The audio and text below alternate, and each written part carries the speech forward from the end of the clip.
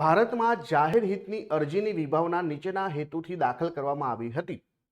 જાહેર હિતને અસર કરતી બાબતો પર કોર્ટને સુઓ મોટો લેવાની મંજૂરી. સુઓ મોટોનો મતલબ કે પોતે જ જે છે કેસ જે છે અંદર સંજ્ઞાન લેશે, પોતે જ જે છે કેસ દાખલ કરશે, પોતે જ જે છે બાબત પર ધ્યાન આપશે. તો આ બિલકુલ સાચું છે.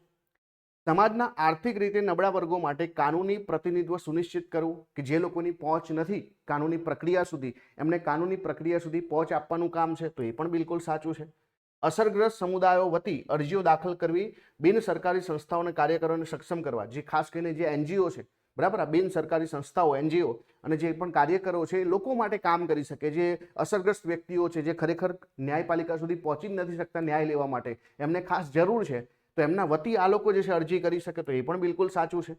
અને ચોથું છે, સરકારી નીતિ વિષયક નિર્ણયોમાં દખલ કરવાની ન્યાયતંત્રની સત્તાને પ્રતિબંધિત કરવી. ઉલટાનું આ તો જે છે સરકારને, આ તો જ્યુડિશિયલ એક્ટિવિઝમનો પાર્ટ છે. તો આ તો કોર્ટને જે છે પ્રતિબંધિત કરવાના બદલે કોર્ટને સત્તા આપે છે કે કોર્ટ જે છે એની પોતાની બાઉન્ડ્રીની બહાર જઈને થોડું કામ કરી શકે. તો પ્રતિબંધ કરવાની વાત તો બિલકુલ ખોટી છે. અને એટલા માટે અહીંયા આન્સર આવશે 1, 2 અને 3 આવશે.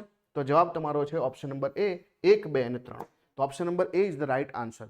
ઉલટાનું સરકાર જે છે એની સામે કોર્ટ જે છે કામગીરી કરી શકે એક્ટિવિઝમના ભાગરૂપે. તો પીઆઈએલ જે છે એ એક્ટિવિઝમનો ભાગ છે.